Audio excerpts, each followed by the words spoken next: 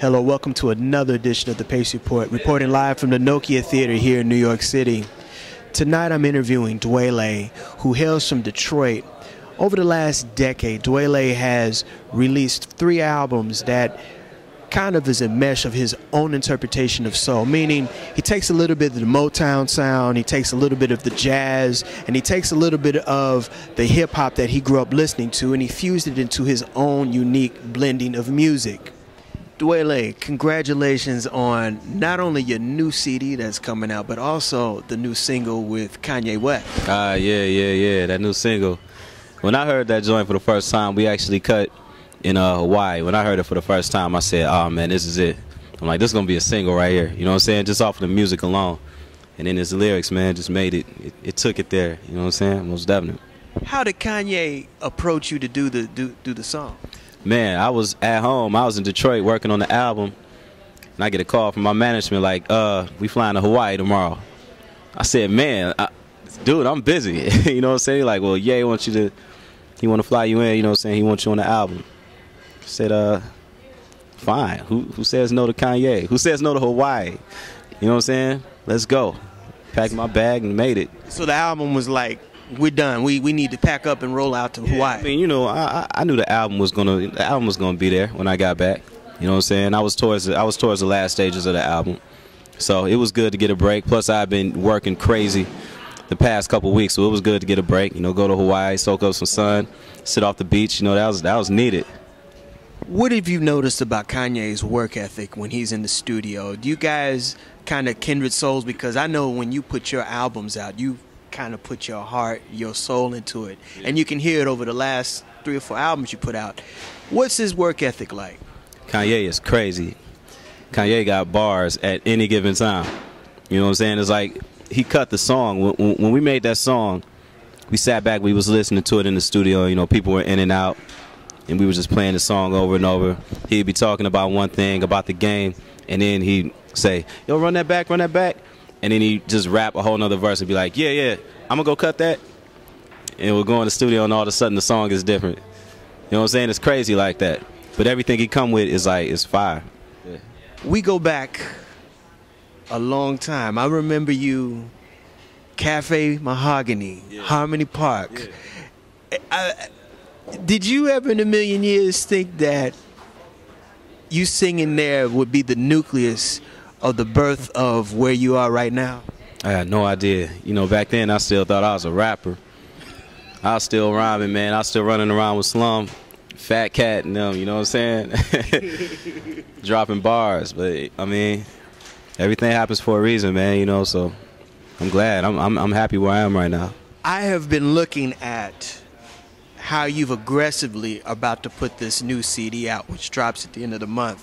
You have used YouTube heavily on this. Explain the concept of this, because I'm looking at this, I'm looking at the old train station in Detroit, and I'm like, okay, this is some Mad Max futuristic stuff right here. Yeah. Over the past year, I've really gotten into you know, directing videos and kind of upping my video game. You know, purchasing cameras and editing equipment, and I've really been messing around with that. And I've been doing it for about a year. I feel comfortable enough with it now that I can actually cut videos, and I had to sit all that to the side to work on the album. So I was kind of fiending to get back into it, you know, and I didn't want to prematurely cut videos to the songs, because I know as soon as I cut a video, I want to put it up, you know what I'm saying, to see what people feel about it.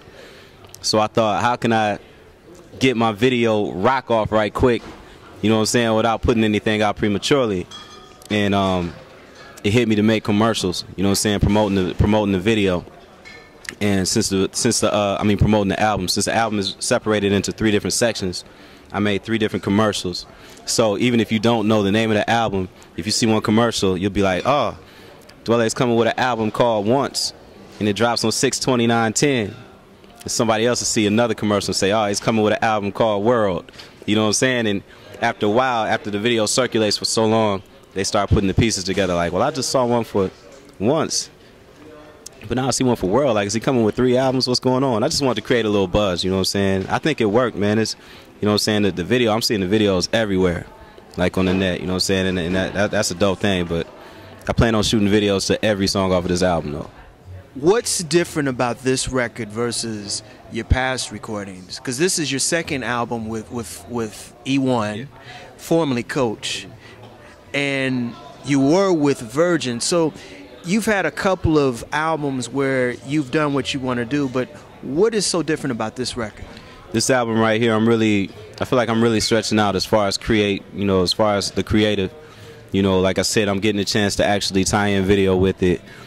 I got a chance to, I really created an avenue for myself to really talk more political. That's something that I've always wanted to do. I've always had songs that were about that, but I never really had the platform to put it in the album, because I can't put a political song in the middle of love songs, you know what I'm saying? It just wasn't fitting correctly.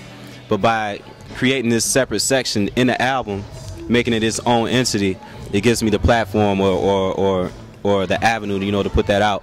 And I think it's more all over the place. You know, like the one section is my alter ego. Well, first of all, the name of the album is called Once World Women. It's the 3 different sections. The one section is like my alter ego, where I get to do things musically that I otherwise wouldn't do. You know what I'm saying? I'm touching on a few different things. I don't want to give anything away, but I'm having fun with that section. And then the women's section, it's the baby making music, the ride out music, party music. It's for the woman, it's celebrating the woman. You know what I'm saying? And it's just a feel good album, man. I got a lot of cameos on this album, which is something different.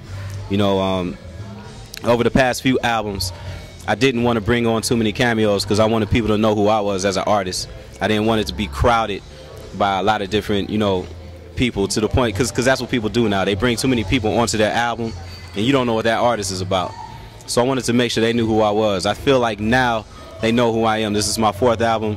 I can stretch out. I can do different things. They know pretty much my pocket, you know. So we got a few people. We got DJ Quick. We got David Banner. Of course, we got Slum again. I have another artist from Detroit, Monica Blair.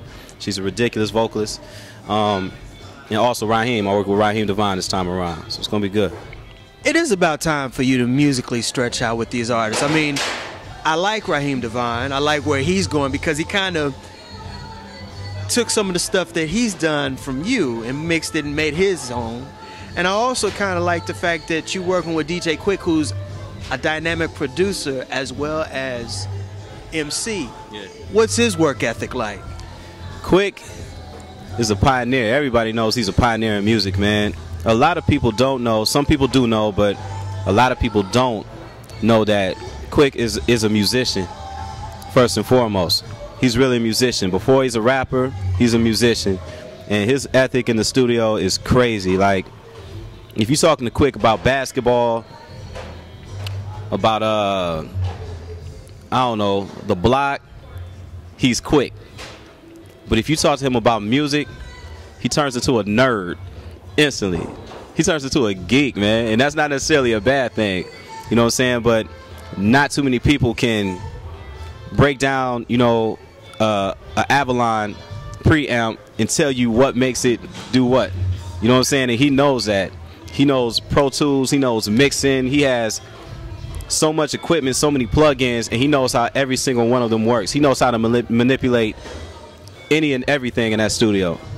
He knows the history behind it. That's why I call him a geek. Nobody can do that.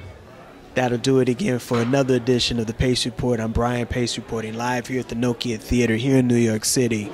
I'd like to personally thank Dwele for his time. Please go out and support his new album, as well as check out his new videos on YouTube. As always, remember, visit my website, www.thepacereport.com, for my weekly column as well as my past segments. As always, remember, if it's in the groove, it'll make you move. Until next time, peace.